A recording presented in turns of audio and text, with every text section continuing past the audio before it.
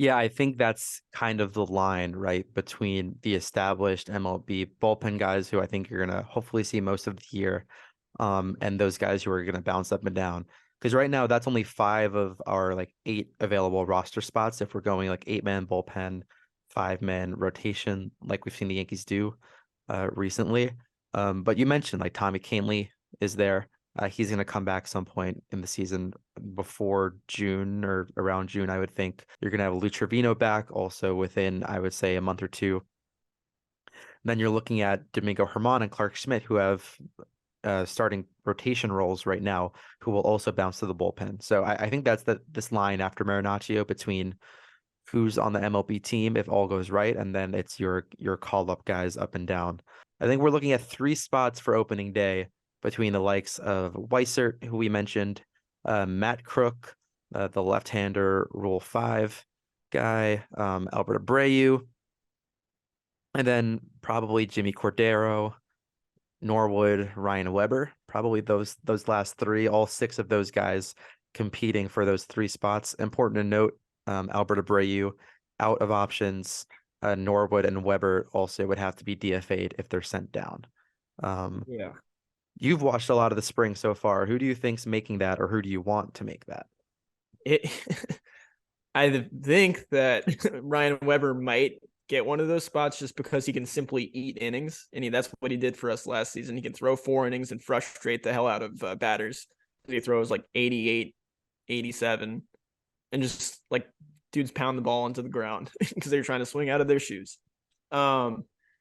But he did get shelled really badly a few games ago, so I don't know if that might have spooked him. We'll see how that impacts his chances of making the roster. I think that there's a value for him, but he's definitely like by far my least favorite out of those pitchers. I think that Weissert is nasty. His stuff is disgusting. His slider is one of those just filthy sweeping sliders that the Yankees love to develop in their farm. I just don't know if he's going to make the team right out of the gate, and then be put into high leverage situations because he did show up with a lot of nerves last season, and he did have some really good performances. But I do think there's still a lot of growth to be had there. So that's always there's an opportunity for him, but I like what I saw out of Albert Abreu. He looked really good this spring training so far, throwing high 90s as well, and carving up some big time lineups in the process of doing so. I think he's kind of proving himself this spring training and showing what he's got, and we'll see. I don't know if he's going to get to the point where he actually secures a roster spot for himself, but the options thing is definitely going to play into that equation. We'll see if the Yankees want to hold on to him. I think they do really like his arm. They've had several opportunities to not have him on this roster, and they've managed to find a way to make it happen. The fact that they traded him to the Rangers and then managed to get him back in the same season kind of says everything you need to know about what they think about him. So there is a lot of potential for him to be still on this team. James Norwood, like I said in the beginning of the episode, is a sneaky get for them if they decide to keep him. You don't want him to be DFA'd and then go over to a team like the Rays or the Red Sox or anywhere else in the AL East or another contender for the most part. So you would like to see him on the roster, but it's just a matter of what they do with those remaining roster spots. So that's kind of where I'm sitting on those guys. And then Jimmy Cordero, I think, has the most potential out of all of them to make a high impact on the actual bullpen as it stands right now. He's the perfect type of arm for what they look for. It's a prototypical power arm that throws the ball with a heavy sink, nice slider. So hopefully we see him up. We'll see. I don't know. He's a proven MLB talent, so like that goes pretty far. Yeah, and I think any of these guys really can be interchangeable. In terms of arms that I like having Crook in there as just another lefty arm. Weissert has looked really good recently. I know he had up and down moments last year when he was up on the team, but his stuff can be very nasty. And I've liked how Cordero has looked as well.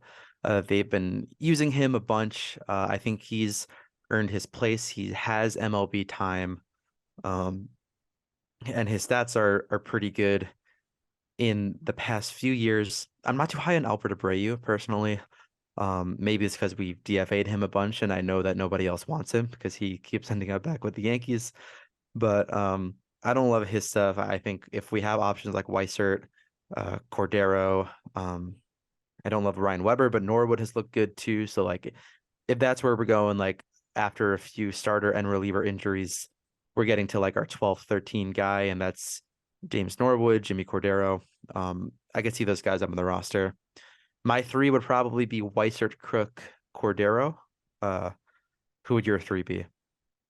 Mine would be Cordero, probably Weissert, and then Norwood. Honestly, is like kind of where I'm leaning. However, Norwood. I just realistically Yep. see Weber somehow making a way onto this roster. The dude's like a cockroach, man. He just like wiggles his way through and survives anything. But just from a talent Your point about standpoint, eating innings is really good. yeah, that's the thing. Is like that's what Weber he just did for us eats. last season, and he was effective while doing so. Do I expect him to do what Nestor Cortez did when he like first kind of broke through after that like season in 2019 where he struggled a lot? No, I don't think he's going to be a 2.5 ERA guy with 100 plus innings. But could he throw 60 to 70 innings for us just over like what 15, 20 games? Sure. I think that's completely reasonable. Like I said, he's far from my favorite pick.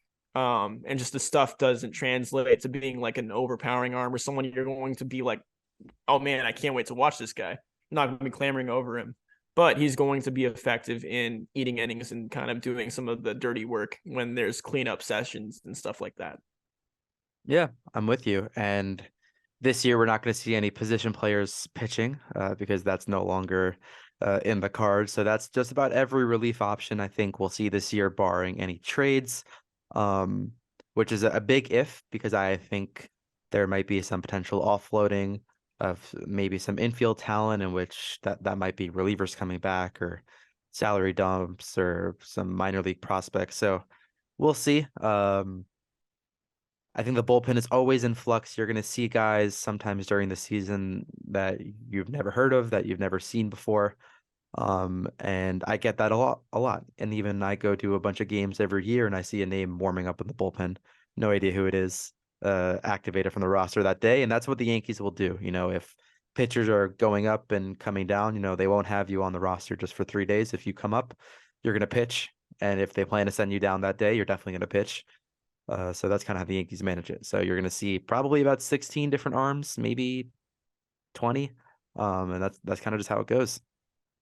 Any last thoughts on the bullpen?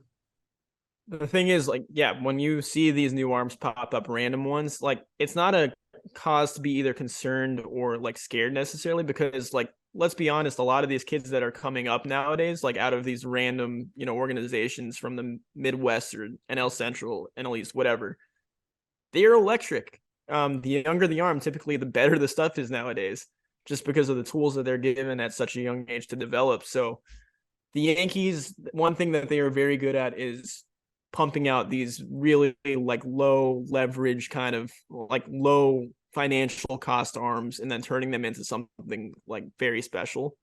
So I would be excited if I saw someone random on the roster one day. I think that there's plenty of room there to kind of explore and experiment in that sense. But hopefully we get our healthy veterans back and they're able to immediately provide.